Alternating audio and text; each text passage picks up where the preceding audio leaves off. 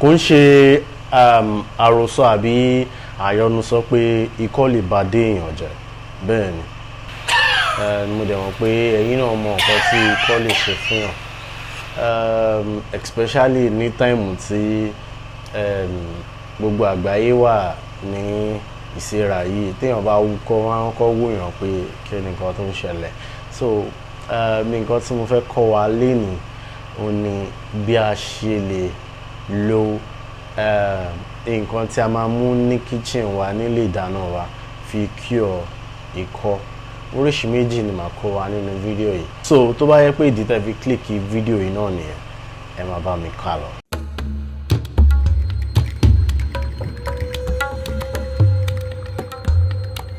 ẹ káàbọ̀ padà sórí Ṣàlàyé tó bá yẹ pé ìgbà àkọ́kọ́ yín ni ẹ bá mi click subscribe button àti like button fídíò yìí níbí láti máa ń ṣàlàyé fúnra wa àwọn nǹkan tá a lè lò láti fi cure oríṣiríṣi nǹkan but kò wá kí n ṣe pé egbògi àbí nǹkan kan ni a máa sọ pé kẹ́ lọ máa wá tí kò possible kẹ́ rí àbí nǹkan kan àwọn nǹkan tẹ́ lè mú ní yàrá ìdáná yín tàbí agbègbè yín àwọn nǹkan wọ̀nyí náà la máa ní kẹ́ mú kẹ́ fi cure a kò máa kọ́ yín bẹ́ẹ̀ ṣe máa lò ní lónìí nǹkan tá a fẹ́ kọ́ wa ni bí a ṣe lè fi àlùbọ́sà funfun sáìzì yìí tá a máa fi cure ikọ́ tó ya wèrè tẹ́ ẹ ti lóríṣiríṣi nǹkan tí ò lọ àbí ikọ́ tó ṣẹ̀ bẹ̀rẹ̀ mo mọ̀ pé tó bá yẹ pé ẹ ti lóríṣiríṣi nǹkan fún kọ́ yẹn tí ò lọ tẹ́ bá lo eléyìí ó máa lọ so next time tẹ́ bá ní kọ́ eléyìí lẹ́kàn máa rọra máa lò jẹ́ẹ́jẹ́ torí pé kí ni ó ṣiṣẹ́ gidigidi gan bẹ́ẹ̀ ni kò ń ṣe ikọ́ nìkan ló ń ṣiṣẹ́ fún oríṣiríṣi nǹkan ṣùgbọ́n lénìí ikọ́ ni a máa sọ àlùbọ́sà sáìzì náà dẹ̀ ni nǹkan tá à ń sọ yìí ṣe rí àlùbọ́sà sáìzì yìí ẹ máa slice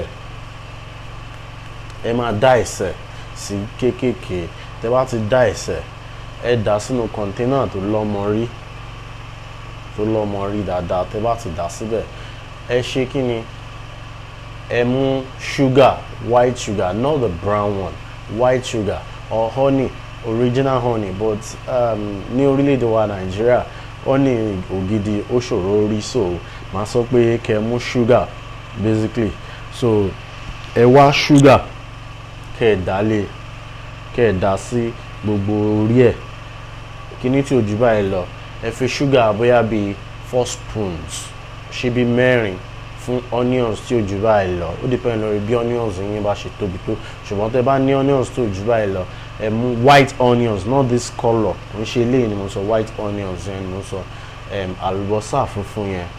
kẹ́ wá da sugar tí ó ju 4 spoon lọ sí lórí tẹ́ bá ti dà sí lórí ẹ dé pa fún wákàtí 6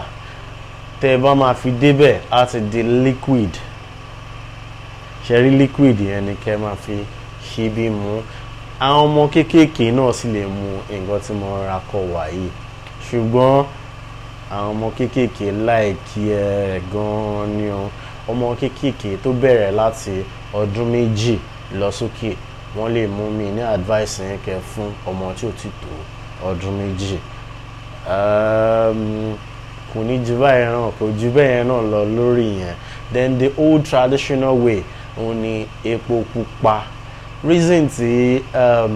a fi máa ń ní kọ́ sometimes ni pé throat wa máa ń dry ni so tẹ́ bá ní nǹkan tẹ́ lè fi ṣe tẹ́ bá mú epo pupa pẹ̀lú oyin tẹ́ bá mix ẹ̀ papọ̀ tẹ́ fi ọsàn wẹ́wẹ́ díẹ̀ sí oh my god ẹ lè lò fún ikọ́ tí mò ń sọ yìí náà ṣíbí ẹyọ kọ̀ọ̀kan náà lè máa gbé mu ó ṣiṣẹ́ gidigidi fún ikọ́ the first one tí mo wá sọ yẹn tẹ́ bá lè rí ginger àti garlic kéékèèké náà ẹ lè rọra slice ẹ̀ sí the first one tí mo sọ so kò ní jù báyìí lọ lórí bá ṣe lè cure ikọ́ nínú ilé pẹ̀lú natural remedy nǹkan tí a máa mú nínú ilé àbí ní agbègbè wa àwọn nǹkan tí a máa ń sọ lórí ìkànnì nìyẹn tẹ́ bá wá ní ohunkóhun tí ẹ rò pé ẹ fẹ́ ṣàlàyé fún wa ẹ ṣàlàyé fún wa ní comment section àwa ó sì dá yín nù ní kíákíá fúnra mi ni máa ń reply gbogbo àwọn comment tó bá wà ní comment section